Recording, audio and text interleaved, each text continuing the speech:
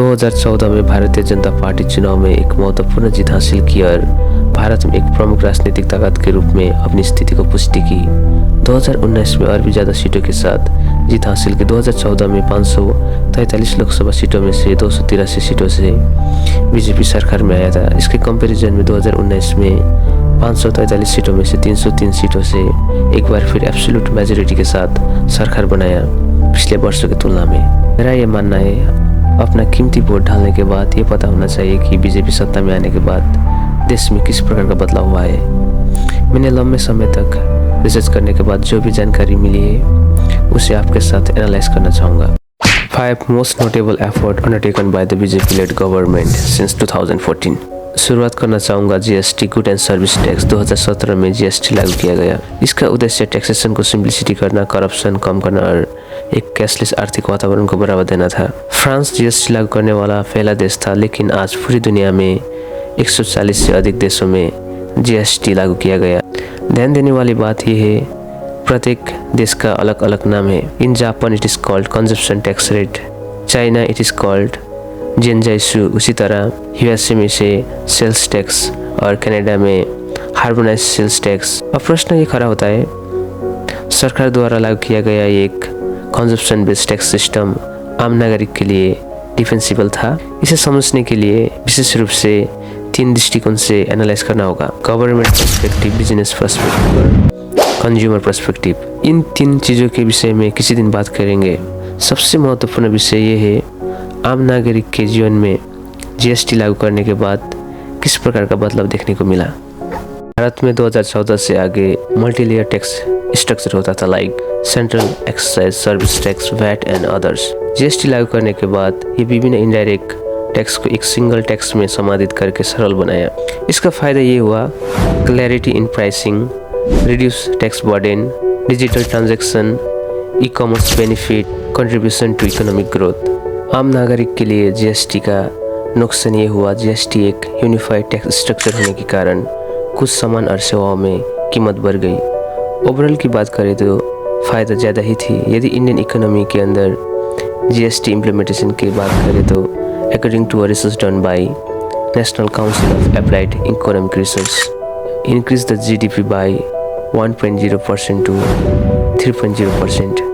10 साल में अब तक एक स्ट्रॉन्ग कंसिस्टेंट परफॉर्मेंस रहा है। The economic time of data के अनुसार फिजिकल ईयर फरवरी 2024 तक जीएसटी कलेक्शन का बात करें तो 18.40 लाख करोड़ संग्रह हुआ है। इतना बड़ा रकम देश के राइजिंग प्रोस्पेरिटी ग्रोथ के लिए अनुकूल साबित हो सकती है और इसका सीधा फायदा आम नागरिक को मिल सकती है। सेकेंड में मेंशन करना चाहूँगा प्रधानमंत्री जनधन योजना। प्रधानमंत्री जनधन योजना 28 अगस्त 2014 को भारतीय जनता पार्टी के नेतृत्व में भारत सरकार द्वारा शुरू की गई एक फाइनेंशियल इंक्लूजन इनिशिएटिव है।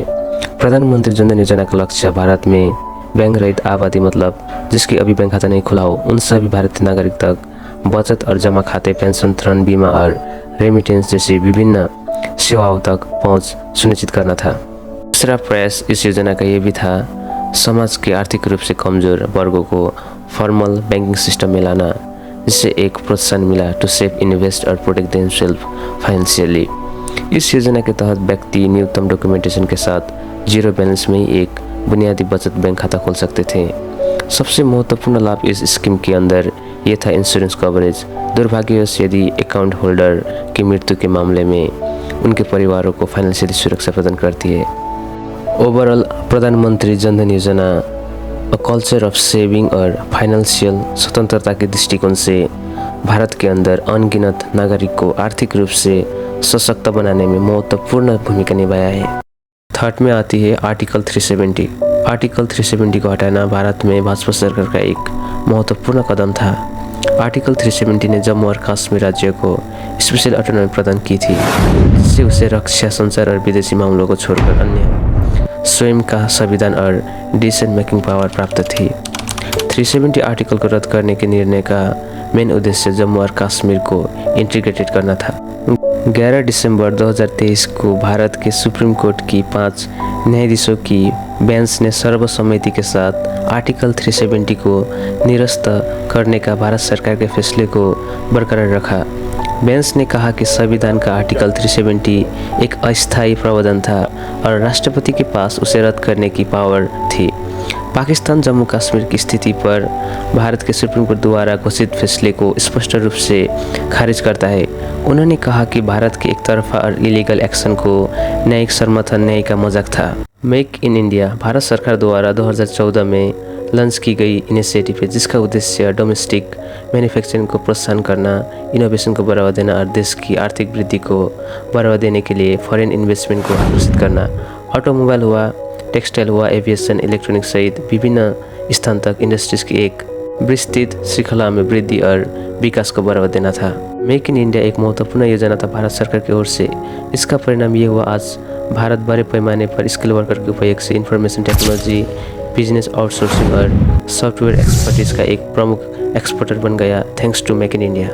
Last but not least, demonetization. 8 नवंबर 2016 शायद भारत में सबसे ज़्यादा याद की जाने वाली तारीख है, क्योंकि इसी दिन प्रधानमंत्री मोदी ने एक टेलीविज़न प्रसारण में 500 और 1000 के नोट को अमान्य घोषित की थी।